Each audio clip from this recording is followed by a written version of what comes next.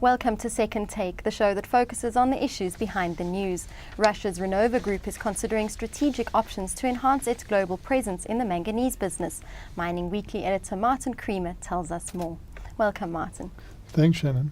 Renova has extensive interest in developing mining projects on the African continent. What is their key focus and why? At the moment, the key focus is manganese, and it's all around South Africa. They are interested in Africa. They're looking at Gabon, where there might be some more manganese for them.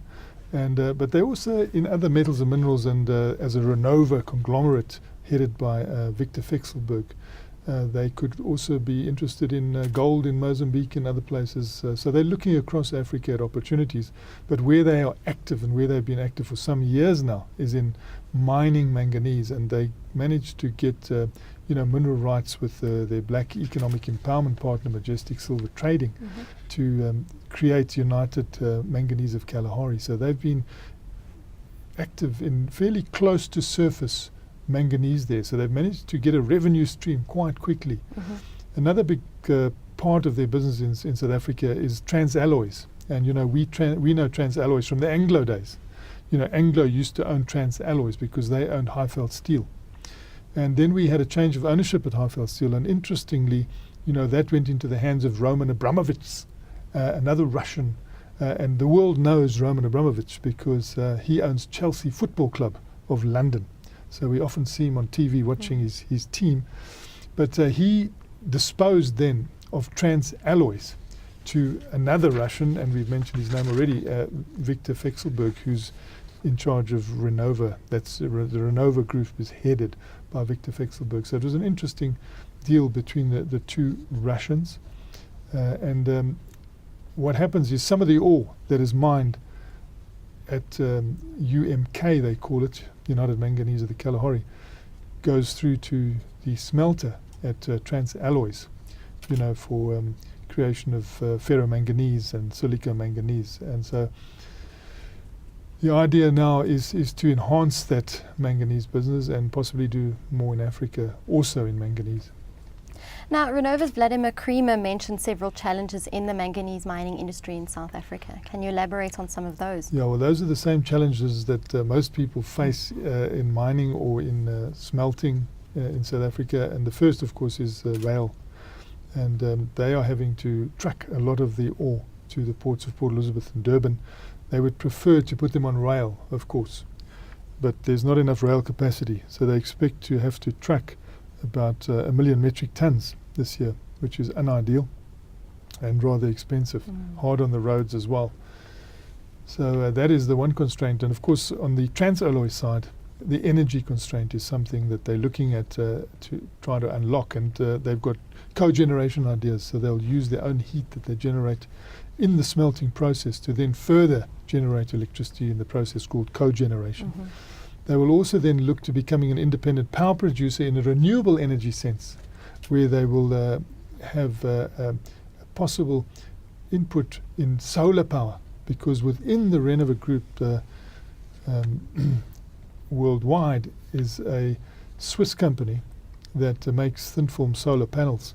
And that would be the basis of their solar activities, using this thin film technology and taking the benefit of South Africa's radiation and sun.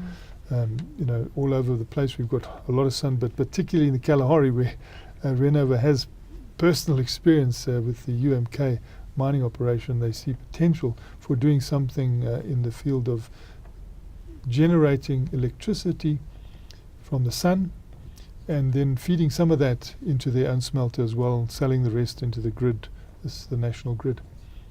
Now, Renova is also considering the feasibility of a sinter plant. What benefit would that have? Yes, that's related to the fact that they do beneficiate in South Africa. So they're not just mining, they've already taken that step where they're smelting as well, TransAlloys. In between now is a possible sintering plant that they can establish, and they have mentioned that several times. So it seems like they are keen on doing something about that and putting it up possibly close to the TransAlloys plant, so the ore will come up from the Kalahari and be sintered and then fed into the TransAlloys smelter for the manufacture of silicomanganese for export.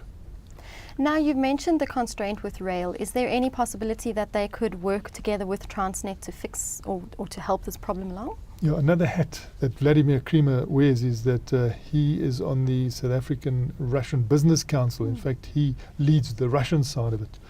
I think Robert Gumede of South Africa leads the South African side of it. And together they've been signing a few agreements. And one they hope to sign next year in Moscow in February is one dealing with a rail memorandum of understanding. Because of the need for UMK to have more rail, and we know that Transnet want to create a new rail set to the Kucha port and have a heavy haul line, there is already a sort of a vision that perhaps the state rail authorities in Russia could partner our state-owned Transnet in sort of working together to enhance rail activities and rail capacity in South Africa. And this is one of the things that they hope will materialize, a sort of a rapprochement between the Russian state rail authorities and the South African state-owned enterprise Transnet.